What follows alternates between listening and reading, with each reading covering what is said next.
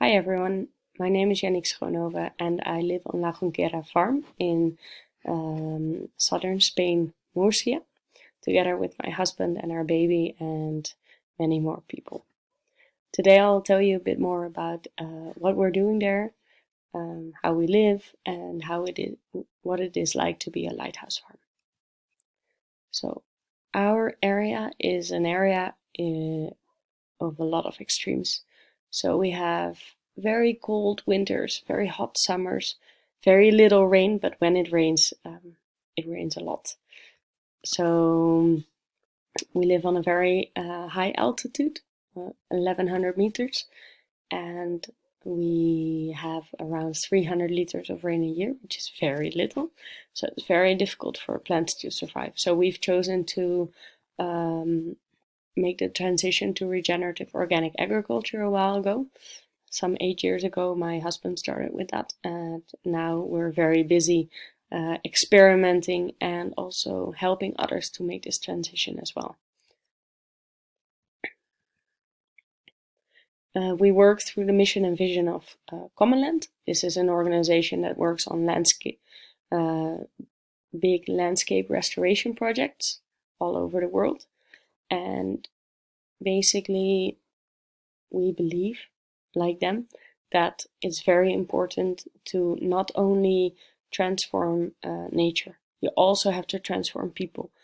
Because if you don't do that, they will not take care of the landscape. So we are very busy on returning inspiration, returning social capital, bringing back jobs, and also making it financially sustainable. On La Junquera, we have 3 main teams. So regenerative farming, of course, is one.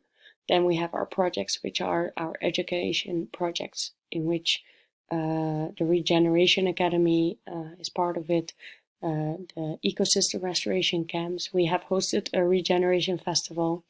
So, and that all happens in and around the village. And a village is also the place where we process our food, where we now have a bodega, a winery, which is really amazing. So about the regenerative farming. So we do regenerative farming on all our land, but that doesn't mean it's all the same everywhere. So for example, in our natural zone, we are doing reforestations. In our grains, we're working with compost and mulching. In our almonds, we're leaving vegetation strips. In our pistachios as well. In our aromatics, we also plant them between the grains and between the almonds. And the sheep rotate around the farm. So there's many different ways of doing regenerative farming, and we're doing a lot of experiments on it. One of the projects on the farm is the Regeneration Academy, in which I'm very involved.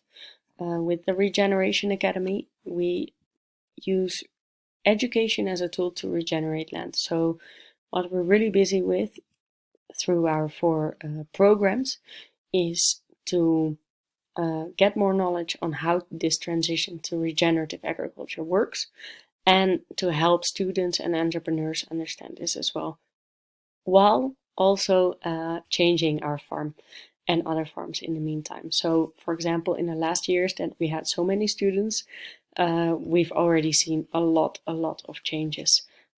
Just because with more minds and more hands, we can do a lot more, a lot faster. This is also where the Lighthouse farm comes in, a farm network comes in. So within the Lighthouse farm network, there's a lot more students coming. We have even more knowledge. We can share the knowledge also with other farmers, which is really interesting. And this all has to do with being a hub. So in the southern Spain, we're really becoming a hub and an example for other farmers. Of course, now with the corona, it's been a bit difficult because we're not allowed to have students over. But still, we're in very close contact with the other lighthouse farmers. We also have a meeting online with them in a month, and it's very nice to be able to also learn from other people and know that there's other people that have similar obstacles, similar challenges to what they're doing. And also sometimes a farmer in England can tell me, hey, did you hear about this soil analysis test? And sharing this knowledge is really helpful. So besides being a lighthouse farm, we work together with many organizations. We work together closely with Patagonia, who also made a video of this farm and what we're doing. We work very closely with the Rock Group, who is a sustainability consulting company. We do a project with Climate Kick, with eTomato. We work very closely also with Wageningen and the Copernicus Institute. So through also as being a lighthouse farm and as being part of this network, we can make our network even bigger, which means we can learn a lot more.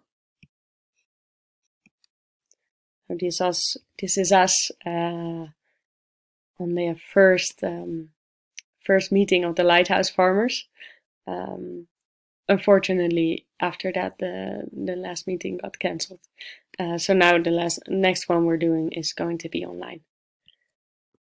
Thank you for your attention, and if you have any questions, please feel free to email me or anyone in my team. Thank you.